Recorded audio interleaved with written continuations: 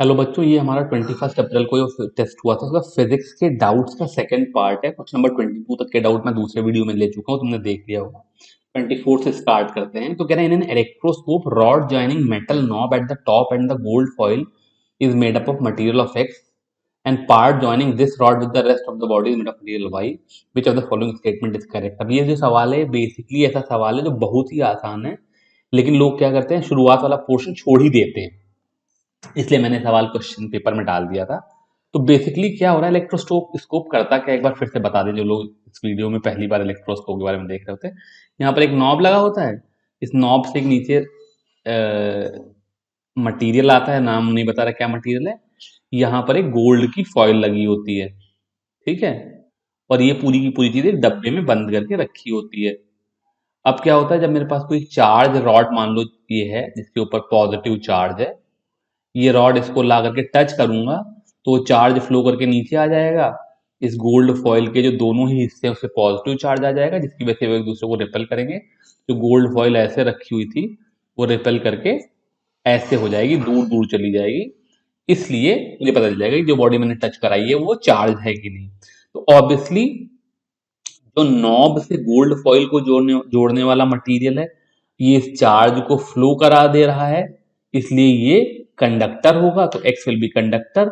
और जो मैंने नॉब पे रॉड लगाई वो चार्ज यहीं जाए, इधर साइड में बॉडी में पूरे में ना फैल जाए, क्योंकि तुमको मालूम है अगर बॉडी में भी मेटल की बनी होगी तो सारा का सारा चार्ज सरफेस पे आ जाएगा। इसलिए जो बॉडी है ये इंसुलेटर की बनी होगी, ठीक है। या मतलब एटलीस्ट बॉडी को यहाँ पर जो भी चीज जोड़ रही होगी, ये हिस्सा जो होगा वो इंसुलेटर का बना होगा, ताकि चार्ज जो है वो खाली गोल्ड फॉइल पे जाए, चारों तरफ बॉडी पे ना जाए। क्वेश्चन नंबर 25 जो है ये फिर मेरा ही बनाया हुआ सवाल है। तो जैसे तुम्हें मालूम है ये जो केस सवाल है कि मतलब फोर्सेस बिटवीन द डाइपोल, ये एनसीईआरटी में एज सच दे नहीं रखा है, लेकिन इसमें एक बार जेईई मेन में एक सवाल आया हुआ है और उससे रिलेटेड फॉर्मूले मैंने अपने क्लासेस में कराए हुए हैं।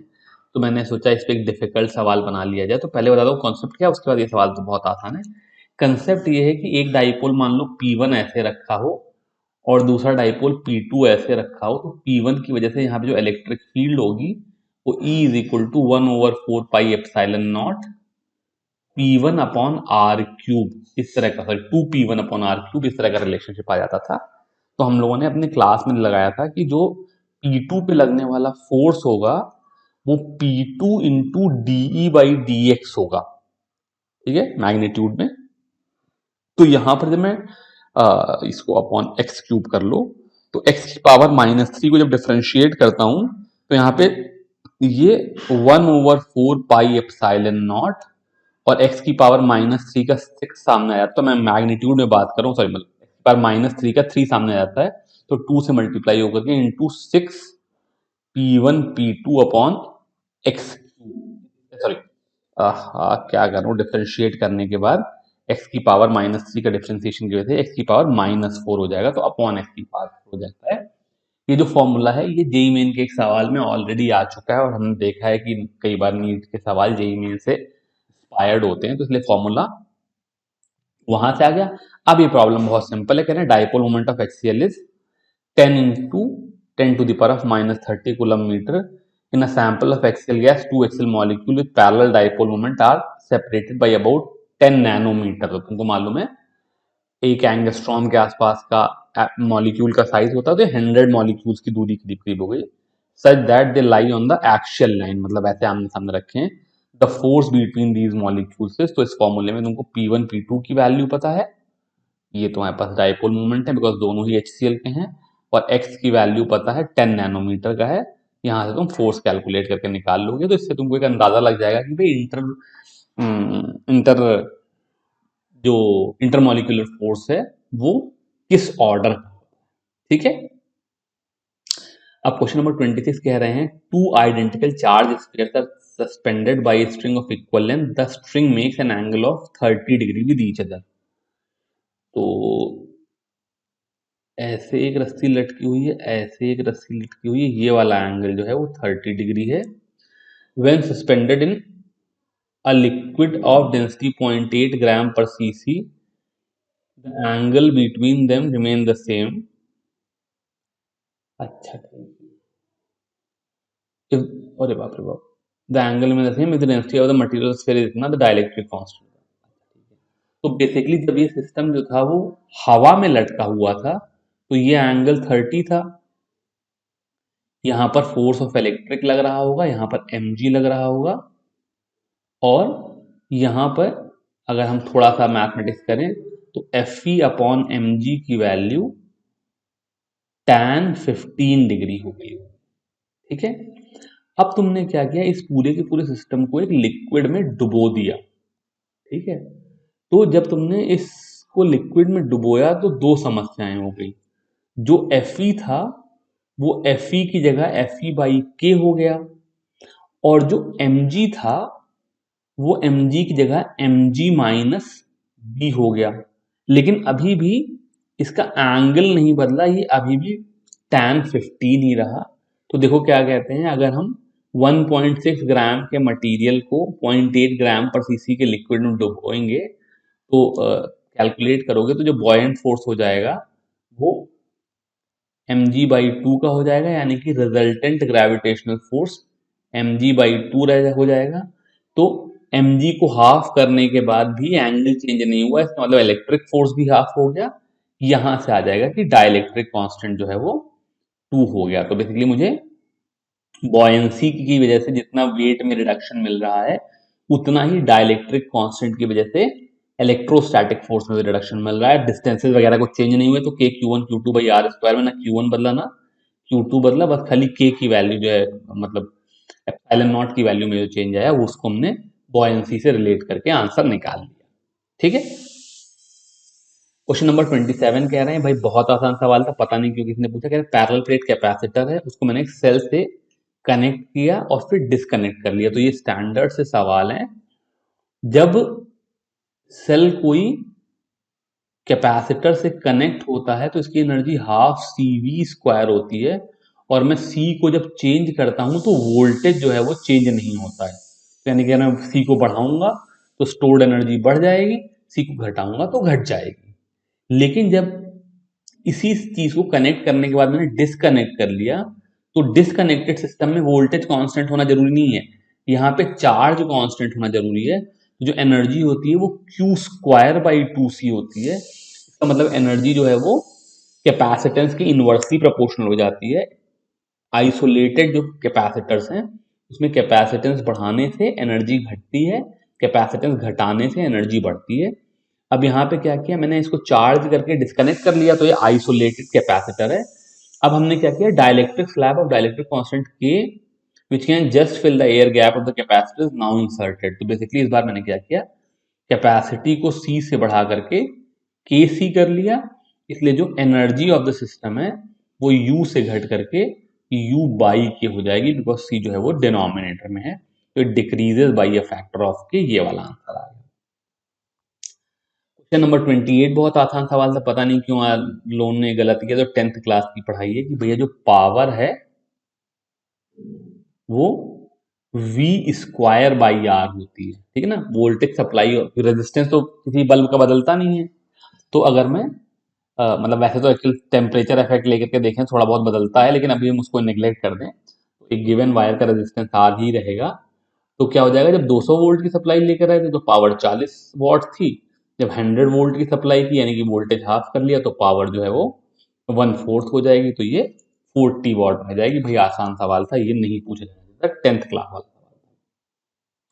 क्वेश्चन नंबर 32 क्या है कि कह रहे हैं iron rod is placed parallel to a magnetic field of intensity 2000 ampere पर मीटर।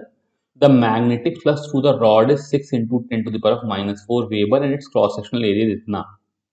तो भैया ये बहुत ही सरल सा सवाल हो गया। यहां पर लोग ये बात भूल जाते हैं कि जो मैग्नेटिक फील्ड बी होती है म्यू एच होती है। पता नहीं तुमको ये बात याद है कि नहीं, हम लोग इस तरह की बात किया करते थे। जिन लोगों को मैं बता दूं, थोड़ा सा थ्योरी बता दूं, मान लो मेरे पास कोई एक मैग्नेट रखा है, ठीक है, तो यहां पर जो फील्ड होती बी नॉट, उसको म्यू नॉट से डिवाइड कर लूं तो ये एच हो जाती है B naught by mu naught यहां तक कोई समस्या है? ये यहां पर मैग्नेटिक फील्ड होती है अगर यहां पर वैक्यूम होता। जैसे ही मैंने यहां पर ला करके कोई एक मटेरियल रखा, मान लो लोहे की रॉड रखी, तो क्या हो जाएगा, इसमें थोड़ा मैग्नेटिज्म पैदा हो जाएगा। तो H के साथ साथ जो टोटल इसकी H प्लस एम हो जाएगी, यहाँ पे जो मैग्नेटिक फील्ड हो जाएगी वो mu naught H plus M हो जाएगी। यहाँ पे mu naught H original field है जो कि बेसिकली मैग्नेट की वजह से है, और म्यू नॉट एम वो मैग्नेटिक फील्ड है जो कि इस आयरन की रॉड के मैग्नेटाइजेशन से पैदा हो जाती है। अब हम लोग इस तरह की बात करते हैं कि जो एम होता है ये कहीं ना कहीं काई टाइम्स एच हो जाता था, तो इसको मैं mu naught 1 plus chi H लिख लेता था, और म्यू नॉट 1 प्लस काई को म्यू एच लिख लेते थे। तो basically magnetic field is equal to mu H, simple सा फॉर्मूला है। यहां पर मैग्नेटिक परमिएबिलिटी की value magnetic field upon H हो जाएगी। तो ये मेरे को फ्लक्स दे रखा है 6 × 10⁻⁻⁴। तो बी की जगह पर मेरी वैल्यू आ जाएगी 6 × 10⁻⁻⁴ अपॉन 3 × 10⁻⁻⁴। मैंने क्या किया, फ्लक्स को एरिया से डिवाइड करके मैग्नेटिक फील्ड निकाल ली, and this is equal to mu into 2000। तो ये 10⁻⁻⁴ से कट गया, यहाँ पे 2 रहा, और 2000 नीचे आकर के म्यू की वैल्यू 10⁻⁻3। तो ये जो चैप्टर 5th है क्लास 12th का, मैग्नेटिज्म वाला, मैग्नेटिज्म एंड मैटर वाला, उसका सवाल है। लोगों का ये कंसेप्ट बड़ा गड़बड़ होता है, तो दिक्कत होगी तो जो मेरा इस पे वीडियो बना पड़ा हुआ है वो जरूर देख लेना। क्वेश्चन नंबर 21 में कह रहे हैं, अच्छा क्या कह रहा हूँ, नंबर 33 में कह रहे हैं the rotational velocity of a dynamo armature is doubled then the induced EMF. भाई ये बहुत ही ज्यादा आसान सवाल है। क्या होता है यार डायनेमो में, डायनेमो मतलब बेसिकली जनरेटर। तो क्या होता है, ये नॉर्थ पोल होता है, ये साउथ पोल होता है, इसके बीच में एक कॉइल रखी होती है। तो जो फ्लक्स होता है वो NBA कॉस थीटा होता है, जिसको हम लोग समय के साथ चूंकि बदल रहा है इसलिए कॉस ओमेगा टी लिख लेते हैं। और फिर जब इसको डिफरेंशिएट करते हैं तो ये ईएमएफ हो जाता है, मतलब माइनस d∅dt ईएमएफ हो जाता है। तो ये NBA omega sine omega T होता है। तो साइनोसाइडल वोल्टेज जनरेट कर लेता है, जिसका जो एम्पलीट्यूड है, मतलब जो मैक्सिमम वोल्टेज है, वो NBA ओमेगा है। तो ये ओमेगा के डायरेक्टली प्रोपोर्शनल है। तो अगर तुमने बाकी सब चीजें सेम रख करके इसकी रोटेशनल वेलोसिटी डबल करी, तो जो इंड्यूस्ड ईएमएफ है वो भी डबल ही हो जाएगा। क्वेश्चन नंबर 36 कह रहे हैं electric field part of electromagnetic wave in a medium is given by Ex इतना है, Ez इतना है, और Ey इतना है। तो इसका मतलब जो इलेक्ट्रिक फील्ड है वो y डायरेक्शन की तरफ है, और यहां देखो ओमेगा टी माइनस के एक्स। तो माइनस के एक्स की मतलब जो वेलोसिटी वेक्टर है वो एक्स एक्सिस की तरफ है। ये हमने इससे निकाल ली। ठीक है, तो पहली बात तो ये हो गया कि मूविंग अलोंग, ये नेगेटिव एक्स नहीं, पॉजिटिव एक्स डायरेक्शन, तो इन दोनों में से कोई एक है। अब पूछ रहे हैं फ्रीक्वेंसी और वेवलेंथ बता दो। तो omega is equal to 2 pi nu होता है, तो यहां से फ्रीक्वेंसी की वैल्यू 10⁻⁶ आ गई, और के जो होता है यानी कि 0.01 पाई, ये 2 पाई/लैम्डा होता है। तो पाई से पाई कट गया, और लैम्डा की वैल्यू 2/0.01 आ गई, तो वो 200 मीटर आ गया, इसलिए फोर्थ वाला आंसर करेक्ट है। क्वेश्चन नंबर 39 में कह रहे हैं to coherent monochromatic beams of industry I and 4i super impose.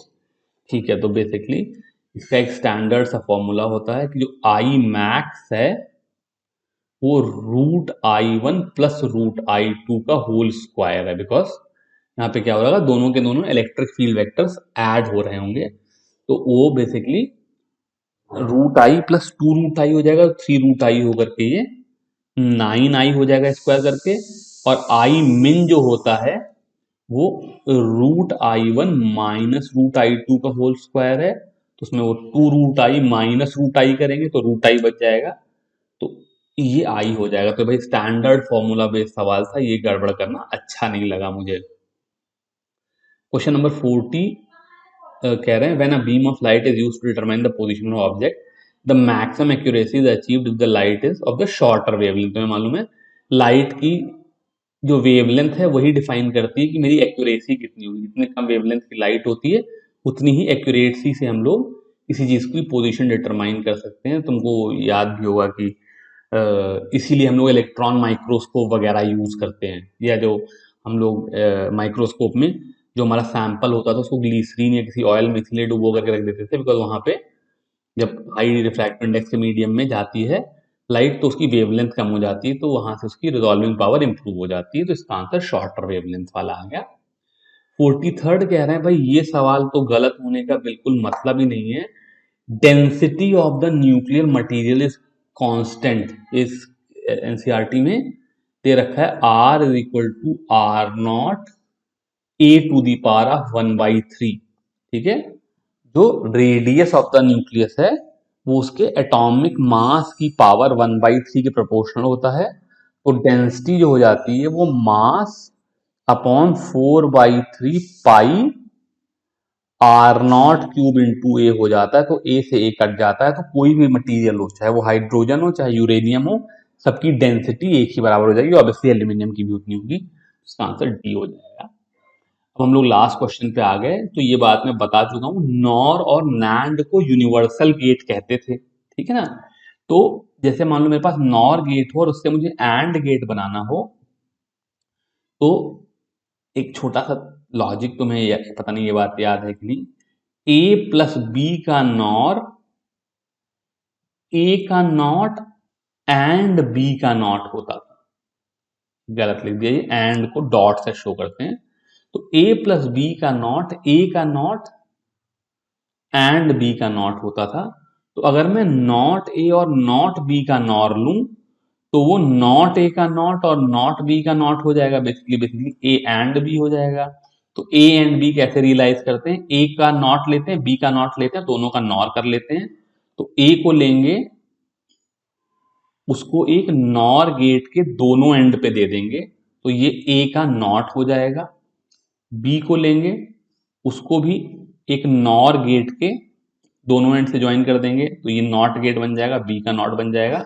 और फिर जब इन दोनों का नॉर कराएंगे तो ये वापस से ए एंड बी बन जाएगा। इस तरीके से 3 नॉर गेट यूज करके हम लोग एंड गेट को रियलाइज कर लेंगे। इसके साथ ही हमारे ये फिजिक्स के डाउट खत्म हो गए, अभी के लिए इतना ही। इसके बाद हम लोग अगली क्लास में केमिस्ट्री के डाउट लेंगे। Thank you very much.